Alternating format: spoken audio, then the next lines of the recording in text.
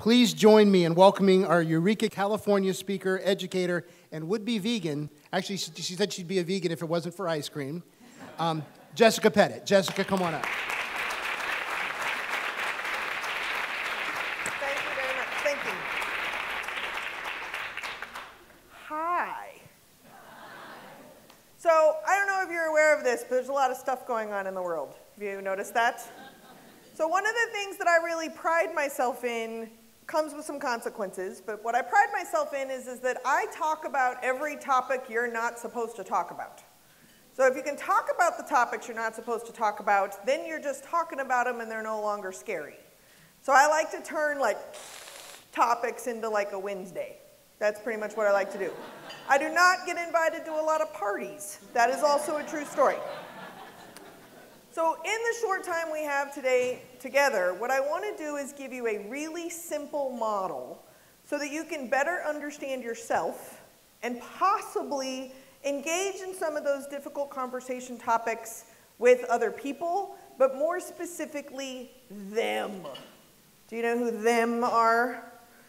The most frustrating person that you're currently working with. Go ahead, picture them. There's brownies on the table, okay? Picture the most frustrating person. Some of you are like, I don't know if I should choose this person or this. Go bonkers. Pick both of them. It's great. But the person that's the most frustrating to you, what if you could give them a little bit of wiggle room so that you could actually have a better conversation with them? Some people like to start there. Some people are like, no. So then we're going to go to what I think is really the hard work, and that is paying attention to yourself. Some of you are like, opt in for door number 1. I didn't know what door number 2 was. But the model goes both ways. And it's really not rocket science. It's just 3 bits and pieces. So if you will bear with me, I'll present the model, but then I'm going to show you a concept of differently right. And if you can understand the concept of differently right, you're going to be able to give those frustrating people a little bit of a window, but you're also going to be able to give yourself a little bit of a window. Right now, a lot of us are really stuck. We don't know what to do. We don't know what to say. Some of us don't know how to feel. Some of us don't even know how we feel. Some of us are completely overwhelmed with how we feel. So we don't know what to think. We don't know how to act. So we're just stuck. This is how to get unstuck or become unstoppable. Deal? That's the plan. So if all of us have 3 main ingredients, all of us, every single one of us has these 3. But we tend to lean in a certain direction. So something comes a little bit more natural to us, and some of the other qualities come a little less natural. But they're all in every one of us. And that is head, heart, and action. So head does not mean brilliance. Don't get excited.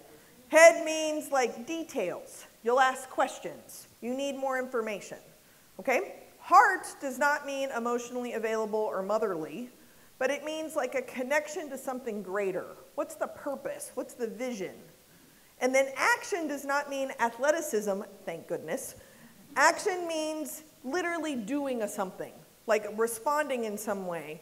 And what's important is that responding is also doing nothing, or feeling paralyzed, or holding back. That's also an action. So let me give you an example to put this into real terms. Tesla. Y'all familiar with this? I will be completely honest, I don't know anything about cars. Tesla is a car, FYI, Google it. So I got to go on a ride in a Tesla the other day. Specifically, number 5,462. That is the Tesla that I was in. My heady parts were like, ooh, it has a number, right? I asked to look under the hood, to which he opened the hood and showed me his golf clubs. Teslas don't have engines. What? Mind blown, okay? That's before I even got in the car. I get in the car and it's one of these ones. The doors open like a pterodactyl, right? So I'm trying really hard not to turn into a 13-year-old boy.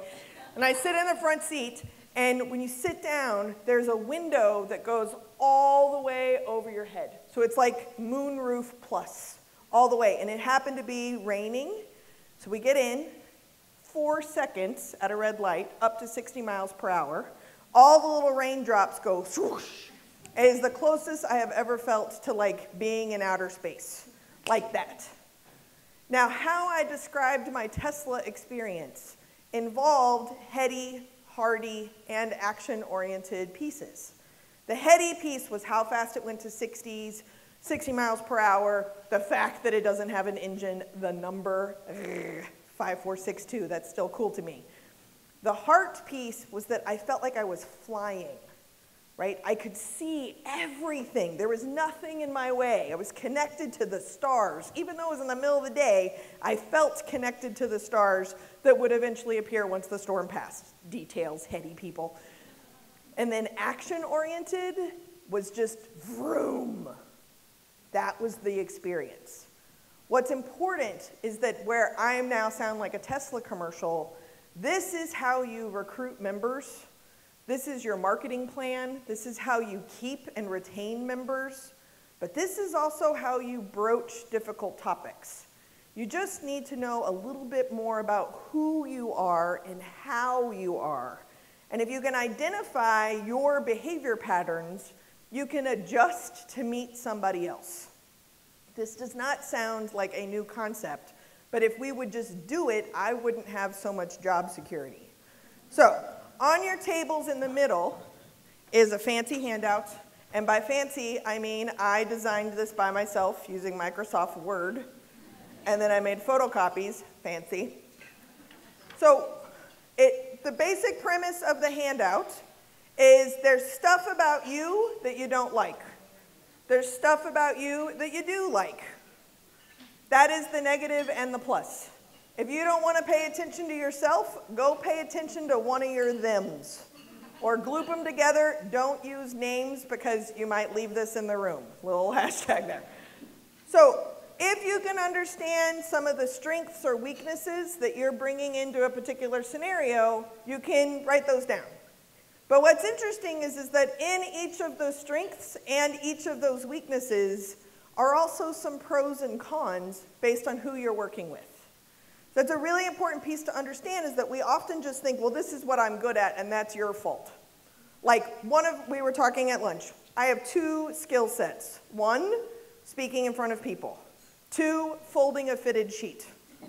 Outside of that, I can't do anything else. But if you're interested, I made a video, I'll email it to you, on the fitted sheet thing, because that's real important, okay? Another controversial topic. What's your linen closet look like? So I wanted to kind of introduce this structure because, one, some of you heady people need a to-do list and a worksheet. You're here to learn something, therefore you must leave with paper. Some of you action-oriented people are like, doodle, pretty colors, this is great, right? So enjoy yourself. What I want to do is quickly go through some archetypes. And I want you to identify yourself and your thems as the archetype. Do not necessarily share this with other people in the room because you might be sitting next to one of your thems. Are you with me? So this is all inside voice work. So I'm going to tell you 3 different archetypes. So if we are all heady, hearty, and action, what ends up happening is we tend to lean on 1 or 2 of them pretty strongly. And then this third one is where all of our excuses come from. I call it the Kryptonite. It's where all the inside voices tell me that I can't do anything. But it's also where your gas pedal comes from. And what I mean is that once you trip into that third place for yourself or someone else, then your work will become unstoppable. Let me demonstrate. 3 archetypes. First, heart action. So then the third one would be the head. Are you following how this works? Okay, so if you're a heart action-oriented person, you have a dream, you have a vision, you have an idea, but you have no idea how that's going to happen. But that's not your job. That's somebody else's job. Your job is to be charismatic, bring more people into the fold, and let the details shake themselves out. Do you know these people? Some of you are making scrunchy faces. I think they're sitting near you. Okay, good to know. So that would be your heart action person. Now a head action person, I'm one of these, Head action knows all the details, knows exactly what to do, and doesn't really need your help, right? Like, they got this. They don't delegate, they don't really work well with others often, and they believe, sometimes some people would say egocentrically, that their individual work is enough. They'll just do it all by themselves. They don't need you. Some of you, I'm looking at, maybe you identify this way, or perhaps it's a board member that's particularly frustrating. That's head action. Good?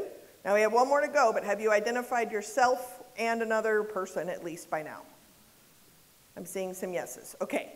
Some of you are like, I don't know yet. I can't decide which one I am already. Right. Here you go. This is you.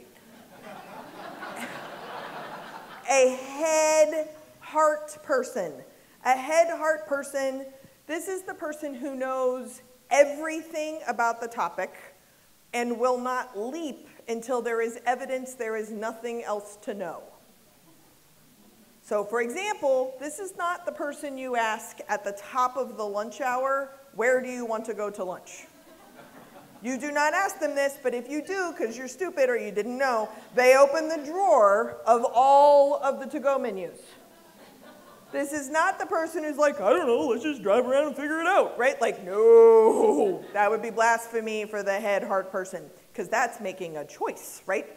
So the head heart person has all the research, has all the data, is often baffled by this much information, and are looking for clarity through getting more information, and typically just find themselves more baffled.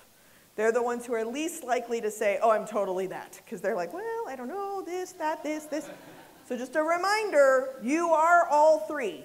Every one of us is head, heart, and action in our own special, unique, snowflake kind of way. But the head, heart person needs the information before they'll make a decision, and they don't typically make a decision. I am mostly frustrated by this type of person, which is why I married one.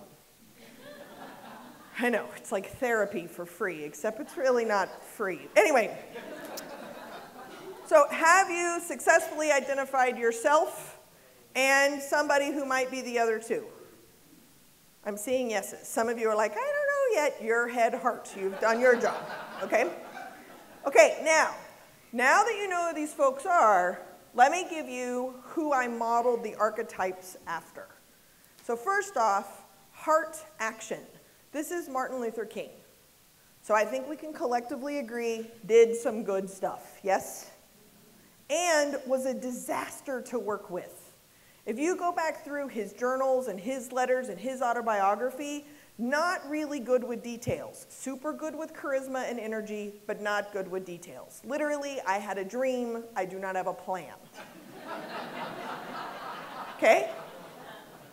But often when working with associations, this is a really great person to have this job, right? Like to be the face of the organization or the magnet that kind of brings everybody into the fold. And then what ends up happening is at the back of the room, someone has a notepad and they're like, okay, I have to deliver whatever falls out of their face.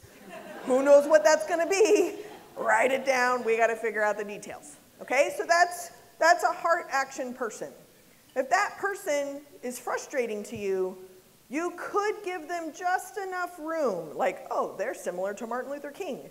You might be able to possibly hear them a little better. Even if it's only 30 seconds, at least it's 30 seconds before you're like, no.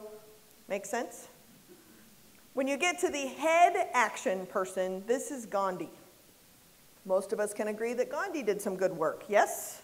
Also, surprise, terribly frustrating to work with. Gandhi literally thought his individual hunger strike would overthrow a government. Do you see that? Like, hi, play with others. Maybe ask for help. You're an egotist. This is really some serious stuff. And if you read Gandhi's letters and journals and autobiographies, this is also what he really struggled with. Then lastly, head, heart, Mother Teresa. I think we can all agree, Mother Teresa did some good work. She has a stamp. What else do you need to know? She actually wasn't assassinated. There's something fun about her, right? When we talk about Mother Teresa, what's so interesting is that she was baffled by the amount of information and suffering that existed, that it was hard for her to figure out what to do. So your three people, one of them is you. You have real possibility of doing some amazing work. Don't give up. I like to say that you are the best tool you've got, which may be kind of bad news, but it's still true. Okay? You're the best you got. The other people that you're working with, they're not all terrible. They might just be differently right. Now, the key to being this unstoppable bit is when we start talking about heart action and Martin Luther King, his third piece was the head, right? And he'll name that his work became significantly more unstoppable when he connected his work to an economic system. So instead of fighting for white, straight Christian men and black, straight Christian men to be equal, he actually started working on a living wage and economic equity. And when he connected his work into that economic system, do you see how the trifecta shows up? And he was unstoppable. Gandhi had the headpiece handled, but was missing a heart. So again, this is me. I have an organ that is a heart, but I don't tap into like what the impact of my work is very much. As of late, I think it's also safe to say that my heart has really hurt because I don't know if the work that I'm doing is really mattering. Because if it did, wouldn't things be better somehow? And that's my heady piece, looking for some kind of like measurement of progress. But like Gandhi, when his work connected in with compassion, the idea that your work is going to impact people you will never meet, ever, and that fuels your purpose, then Gandhi's work became unstoppable. And that's what I have to remember. That's what makes me roll out of bed, is that I have to have compassion for people I've never even met. And what the real hard work for me is I have to have compassion for the bits and pieces of me that I haven't met yet either. Now, again, I like to make fun of the Mother Teresas because they lack the action piece. But what's fascinating about Mother Teresa is that she realized eventually, by virtue of being a nun and working in the systems that she was working in, that she had the ability to build a school. So she didn't just build a school kind of anywhere. She built a school in an area that the services in India wouldn't even serve because it was so poor and so remote. That's where she built a school. She connected her head and her heart and found that action piece. So the excuses can come from that place, but the gas pedal does too. If you can identify who you are, how you show up in a head, heart, or action way, there's pros and cons to both of those things. There's pros and cons to them too. Sometimes it's really hard for us to see the pros in them because we're so frustrated we can't see them. But really, they're bringing something to the table that we can't. That's why we actually need them. Ugh. But we don't have to tell anybody outside of this room, but we really actually do need them. Like I can alphabetize in the dark. That's handled. But really having a compassionate conversation with a donor, like eventually I get bored. I'm not really Captain Small Talk, right? Because I'm the one at the party who's like, so, genocide.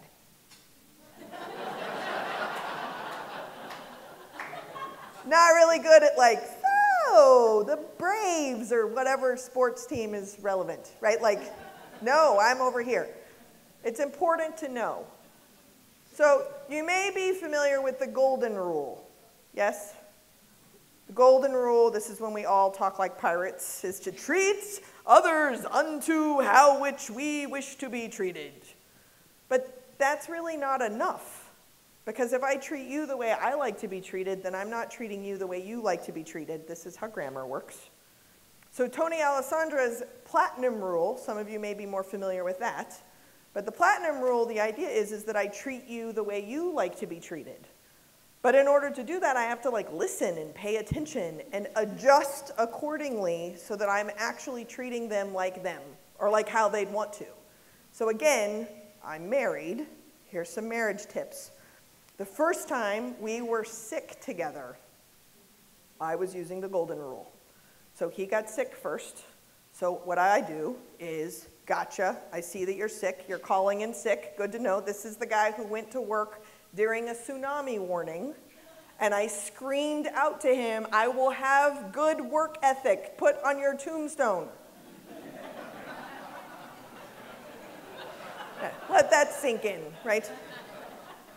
But he was ill, so I put him into bed, I shut the door, and I went into my office. I tried to work quietly. So like 20 minutes later, he's crawling. You think I'm being hyperbolic? No. He's crawling on the carpet. He opens the door and goes, where are you?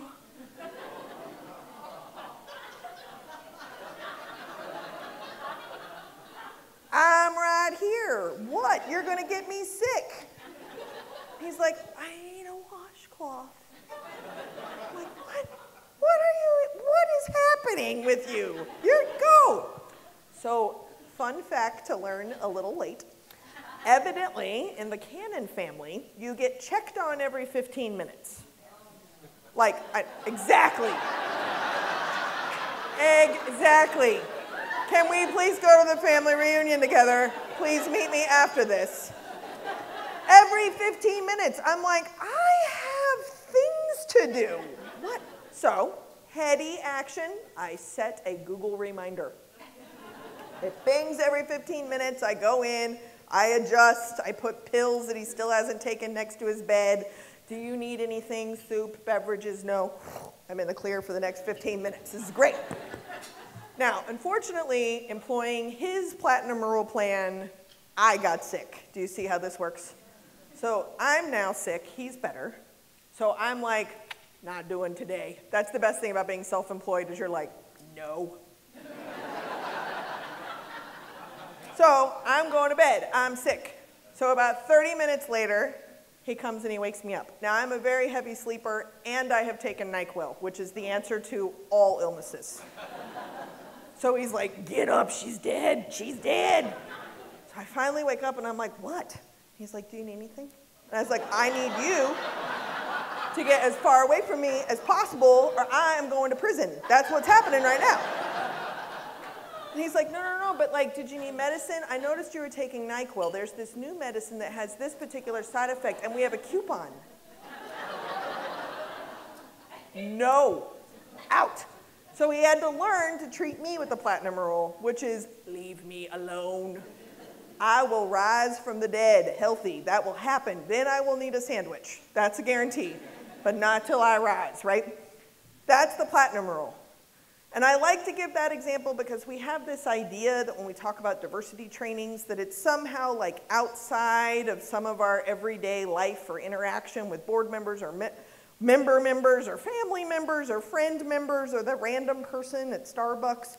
We think that this is some different skill set. But the truth is that the world needs us to pay attention now like always. So that's overwhelming. So let's shoot with some of the time, right? Like, let's pay attention some of the time, do the best we can, most of the time with what we've got.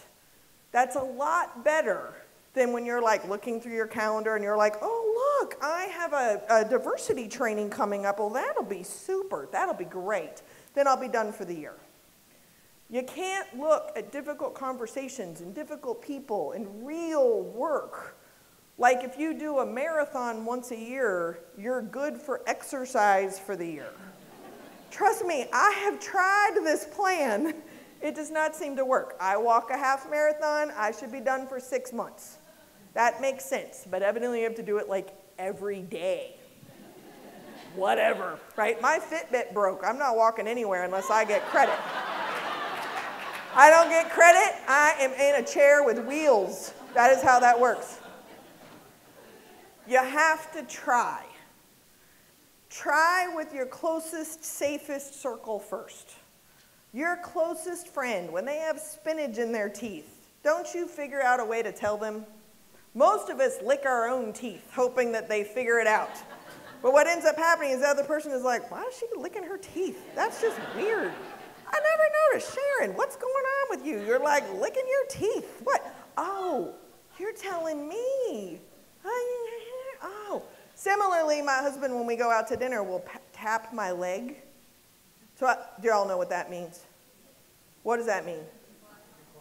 Right, it means shut your face. Depends how fast it goes. 9 times out of 10, he is tapping my leg, and I'm like, what? Is there a song on? How can I? Oh, is this when you're telling me you're ready to go? Oh, this is when I'm not supposed to say this out loud, right? I'll learn someday, right? Like 10 years. We're slow progress. But I bring this to you because something right now is really difficult in your life.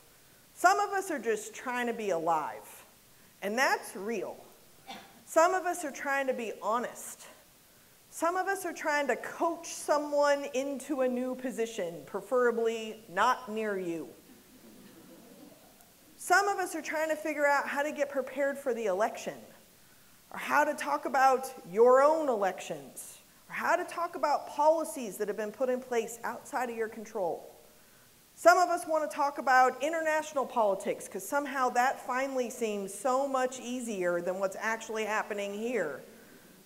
But pick something and know you already have the skill set. All you have to do is pay attention to how that person is talking about stuff and meet accordingly. So when I talked about heart action people, Donald Trump and Bernie Sanders are both heart action people.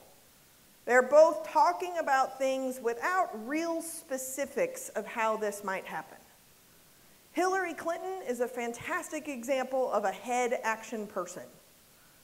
I think that that's a really important thing to understand, is that you see this stuff all the time. So I'm going to pick on Hillary Clinton because I can, but there is a video clip, probably now about 6 months ago, where some of the founders from the Black Lives Matter movement were talking to Hillary Clinton. So founders of the Black Lives movement talking to her presidential candidate. These folks said, I need you to understand that what's happening in our world is dramatically impacting our communities. Now, you're new at this game, but dramatically impacting our community. Is that head, heart, action? You get 2 answers. Heart and action, right. Heart and action.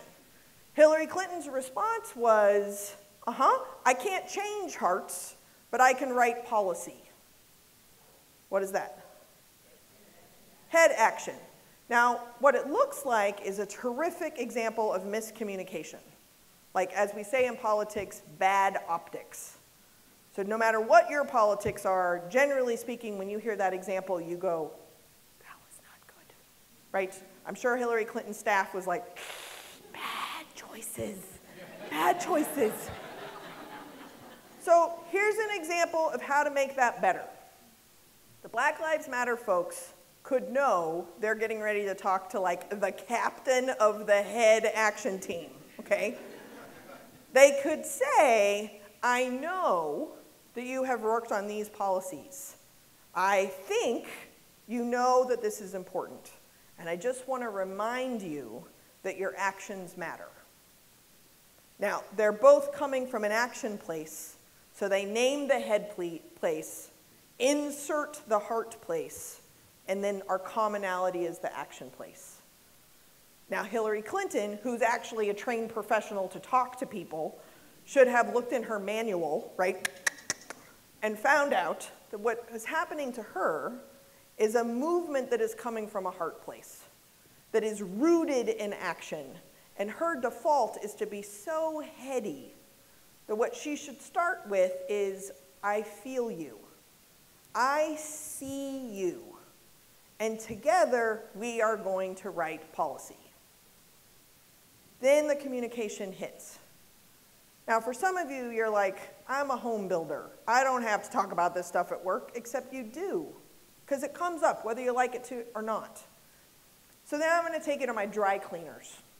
I live in a very small town. We have 3 dry cleaners. I just recently found out they are all owned by the same family, which I think is amazing, because I have been disloyal and using coupons. It's all going to the same place. But whatever. That's an excellent business plan if you think about it.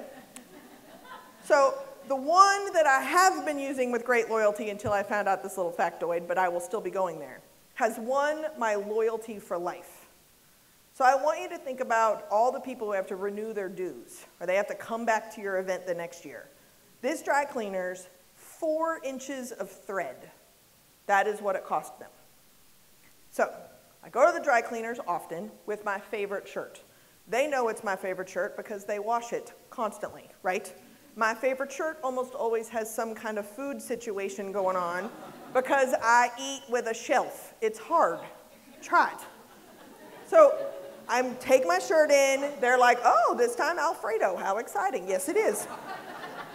I give them my shirt. And then what's interesting is I pick up my shirt, and it has a sticker on it. Now, some of you will not be able to identify with what I'm talking about, so just follow along. But those of you that do, you know this button?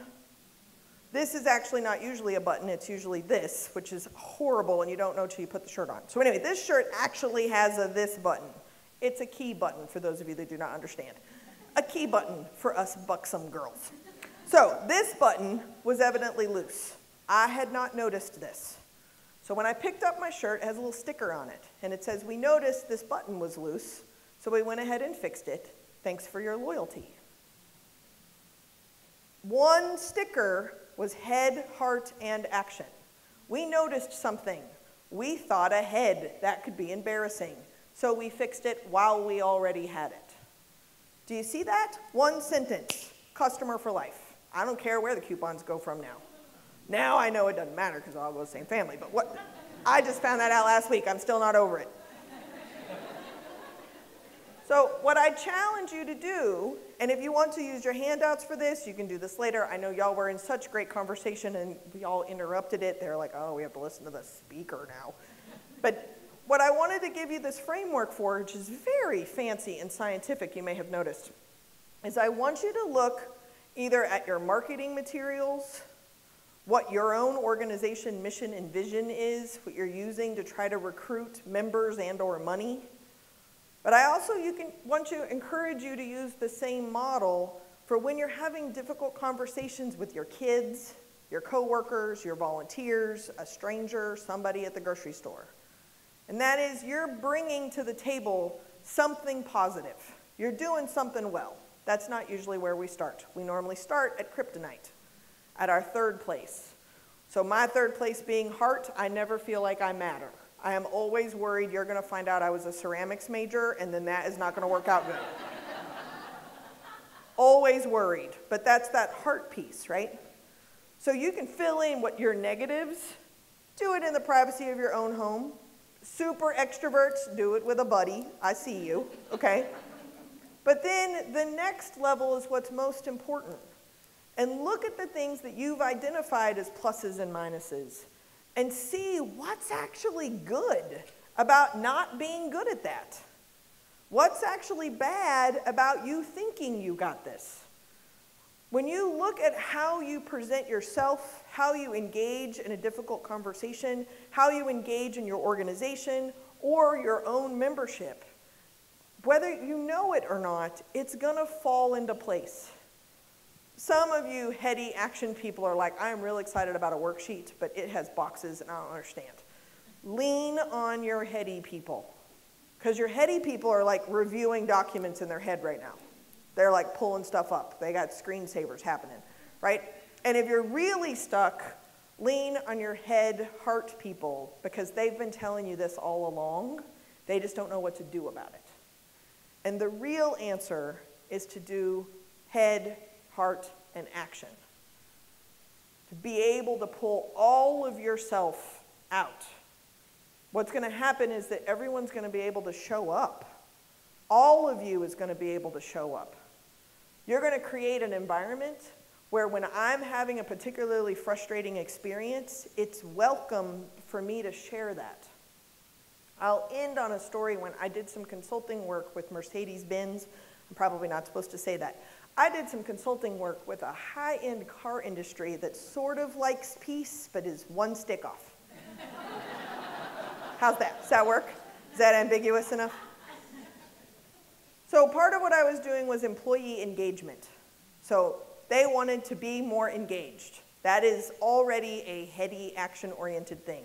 So they bring in a consultant to figure out how to be more engaged, when the consultant's job is to cash a check and say, try, right? Like that's really the answer. Shh, don't tell anybody.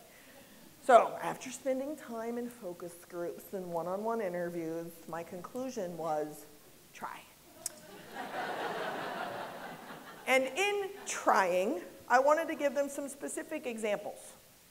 So in some of the one-on-one conversations I had in some of the focus groups, some of the mechanics told me an interesting story about one of their staff members that paralleled nicely a story with some of the higher level administrators.